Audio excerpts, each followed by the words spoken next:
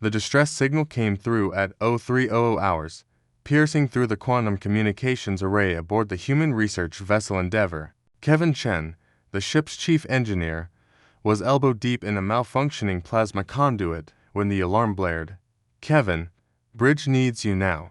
Mia Rodriguez's voice crackled through his comm unit. As the ship's xenobiologist and first contact specialist, Mia rarely sounded rattled. The edge in her voice made Kevin drop his tools immediately. He sprinted through the corridors, his magnetic boots clanking against the metal floors. When he burst onto the bridge, the scene before him was chaos. 3 Velkari aliens, crystalline beings that resembled walking geodes, were gesticulating wildly at the view screen. Their translucent bodies pulsed with agitated orange and red hues. "What's the situation?" Kevin asked, sliding into position next to Mia at the communications console. Mia's dark eyes were wide, with a mixture of concern and barely suppressed amusement. "Remember that experimental wormhole stabilizer prototype we've been testing? The one that's supposed to keep micro-wormholes open for extended periods?" "Yeah, what about it?" "Well, Mia gestured toward the lead Velkari, whose name the translator rendered as Crystal and Song of Morning. "Apparently, it fell through a naturally occurring wormhole during our last test." Kevin frowned. "Okay, that's unfortunate, but why are they let fell through and got lodged inside his sister?" Kevin blinked. "I'm sorry." "What?" Crystal and Song of Morning's body flashed an angry crimson. The translator worked overtime to convert his crystalline harmonics into English. "Your human contraption is stuck in my sister's tertiary wormhole aperture. She is in agony. You must remove it immediately." Kevin looked at Mia, who had her hand clamped over her mouth, clearly struggling to maintain diplomatic composure. "Mia, please tell me this isn't what I think it is. The Velkari are silicon-based life forms," Mia explained, her voice carefully controlled. "They don't travel through space, they travel through naturally occurring micro-wormholes in their bodies." His sister, Harmony of Distant Stars, apparently opened a wormhole at the exact moment our stabilizer was drifting through the same spatial coordinates, and it got stuck. Kevin finished. "Stuck is putting it mildly," another Velkari chimed in, their body a worried purple. "The stabilizer is doing what it was designed to do, keeping the wormhole permanently open. Harmony cannot close it. She cannot eat, cannot sleep, cannot perform any of her normal bodily functions. The gravitational strain is tearing her molecular structure apart." Kevin ran a hand through his hair. "This was not in any manual." Okay. Where is she now?" "In their ship.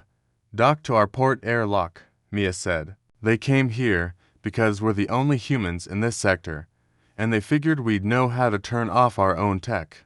Can we just deactivate it remotely?" Mia shook her head. "The stabilizer's shielding is blocking all external signals.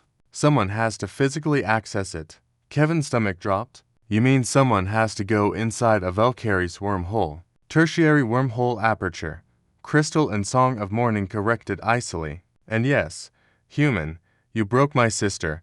You fix her." 20 minutes later, Kevin found himself in the most absurd situation of his entire career. He was suited up in a modified EVA suit, standing in the Velkari medical bay, staring at Harmony of Distant Stars.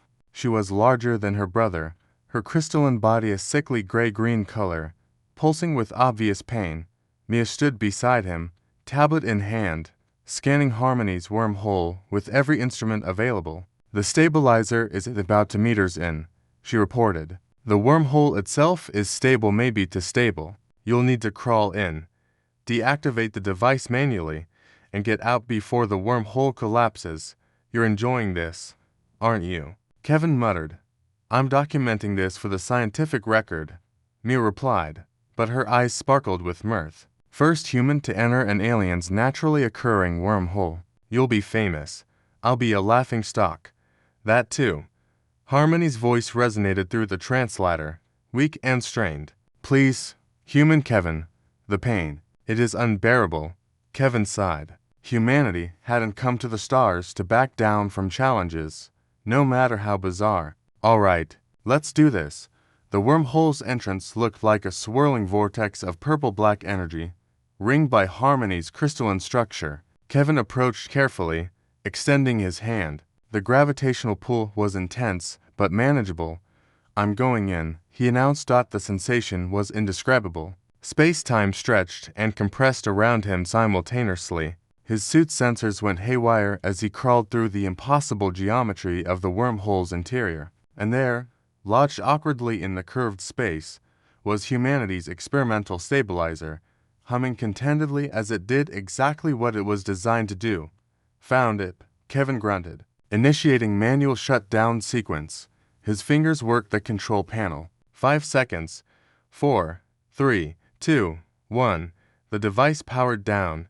Immediately, Kevin felt the wormhole beginning to destabilize. He yanked the device free and scrambled backward as space-time contracted around him. He tumbled out of the aperture just as it sealed shut with a sound like a crystal bell. Harmony's entire body shifted from gray-green to a brilliant, healthy azure. "Oh, blessed stars! The relief! Thank you, human Kevin. Thank you." Crystal and Song of Morning's body turned a warm golden color, apparently Valkyrie for grateful. We misjudged your kind. Any species willing to do something so undignified to help a stranger. You humans are truly remarkable." Back aboard the Endeavor, Kevin stripped off his EVA suit while Mia documented everything with barely contained glee. "Not a word," Kevin warned. "I'm just thinking about the mission report," Mia said innocently. "How exactly do we classify this?" "First contact medical emergency. Improvised xenosurgery. Wormhole extraction specialist. How about never speak of this again?" Mia grinned. "Too late. I already sent a preliminary report to HQ. They're calling you a hero." Kevin groaned, but he couldn't help smiling. Humanity had explored countless worlds, made dozens of alien contacts, and pushed the boundaries of science, but leave it to humans to make friends by literally reaching into impossible places where no one else would dare. That was humanity's real superpower. The stubborn willingness to help, no matter how awkward, dangerous, or utterly ridiculous the situation.